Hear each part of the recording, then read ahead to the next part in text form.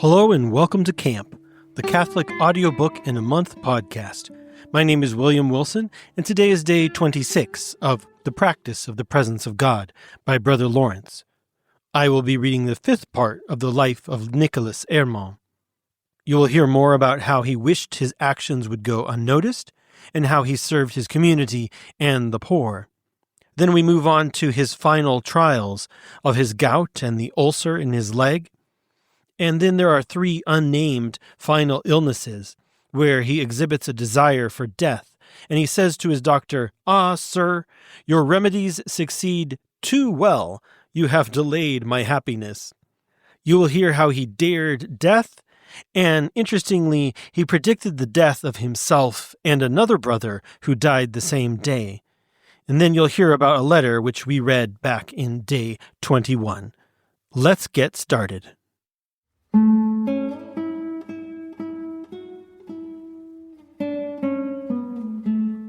Continuation of the life of Nicolas. The purity of his love was so great that, had it been possible, he wished God would not take notice of the actions he performed in his service, so that he might do them solely for God's glory, without even the reflection that he was the one doing them.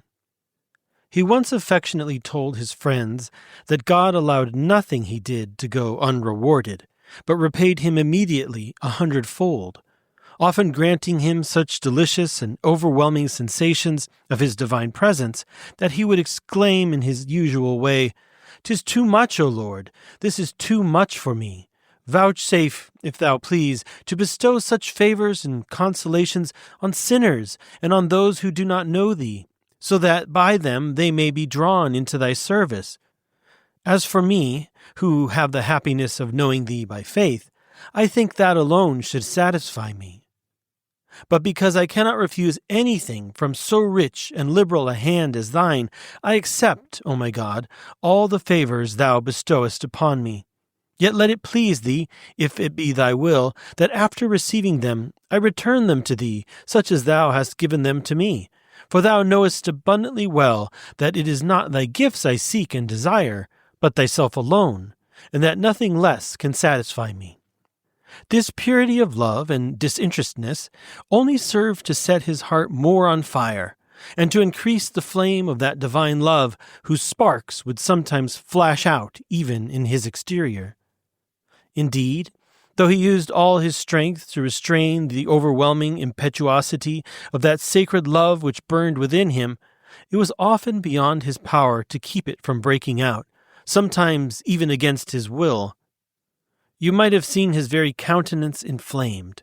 But when he was in private, he let this flame burn in its full force, and then he cried out to God, "Enlarge, O Lord, and expand the faculties of my soul, that I may make more room for thy love, or at least support me by thy almighty goodness. Otherwise I shall be consumed by the flames of thy charity." He would often say to God, and also to his brethren in conversation, especially when he was grieving over the time he had lost in his youth, "O loving kindness, so ancient and so new, I have come too late to love thee. Do not do as I did, my brethren. You are young. Learn and profit from the sincere confession I make to you, how little care I took to devote my younger days to the service of God. Consecrate all your time to his love. As for me, had I known him sooner and had someone told me the things I now share with you, I would never have delayed so long in loving him. Believe me, all time not spent loving God is lost." As the love of God and the love of neighbor are only two expressions of the same virtue, one can easily judge his charity toward others by his observing his love for God. Being deeply convinced of what our Savior says in the Gospel, that whatsoever you do to the least of my brethren, you do to me, Brother Lawrence was especially careful to serve others in every duty of his state. In the kitchen, where he provided for the community in accordance with their poverty, he took as much joy in serving his brethren as if they had been angels. This spirit of charity inspired all those who succeeded him in that office. He helped the poor as much as he possibly could, comforted them in their afflictions, assisted them with advice, and urged them to work not only for their daily bread, but also for heaven. In short, he did as much good as was in his power to all, and never harmed anyone. Following the example of the apostle, he made himself all things to all people, that he might gain all for God. As St. Paul teaches, charity is patient, overcomes all difficulties, and endures all things for the love of him for whose sake it loves. And how could we doubt the patience of Brother Lawrence in his infirmities, who loved God so perfectly?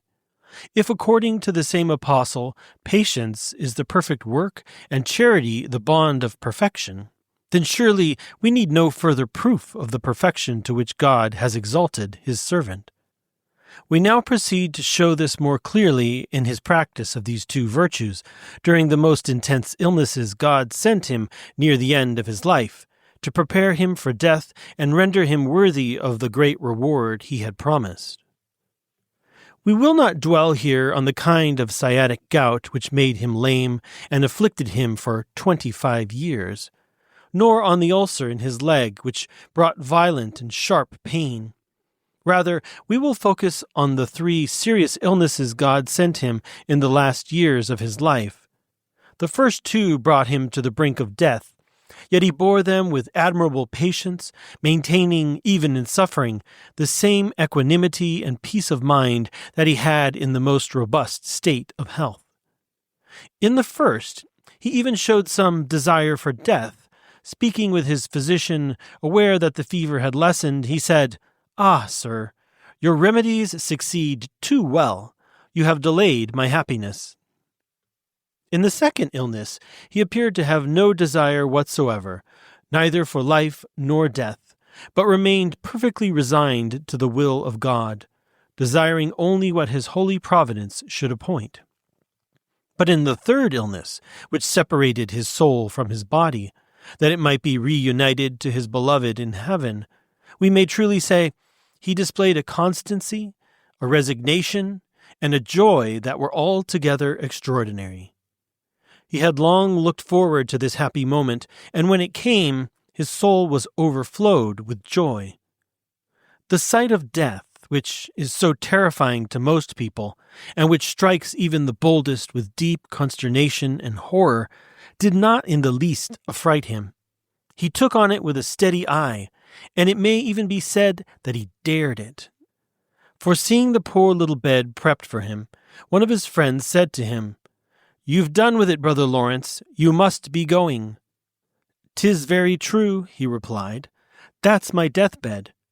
But there's one who will very soon follow me who's not expecting it." And this actually happened, as he said, for though that brother was then in perfect health, he fell sick the next day, and died on the very same day Brother Lawrence was buried. On the Wednesday following, he was laid in the same grave with him.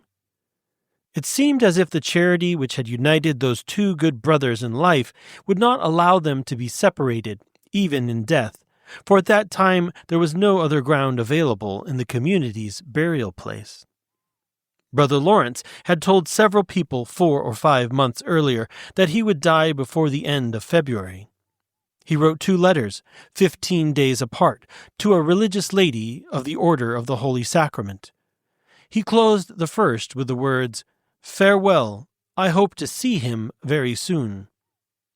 And in the second, dated February 6th, just 2 days before he fell ill, he wrote, "Adieu.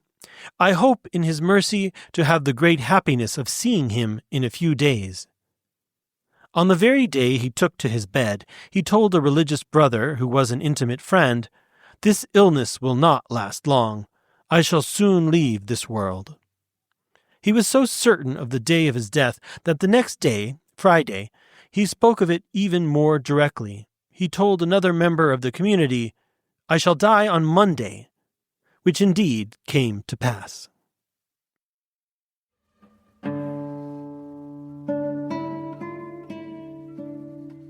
That's all for today. I hope you enjoyed the reading. Tomorrow I will read the conclusion of the life of Nicolas Herman. If you have enjoyed today's podcast, please subscribe, rate, share, and help us grow. Also, please check out oratebooks.com, now featuring The Ways of Mental Prayer by Vital Leodé. Praised by Pope St. Pius X and spiritual leaders across generations, this masterwork guides readers through the transformative journey of prayer.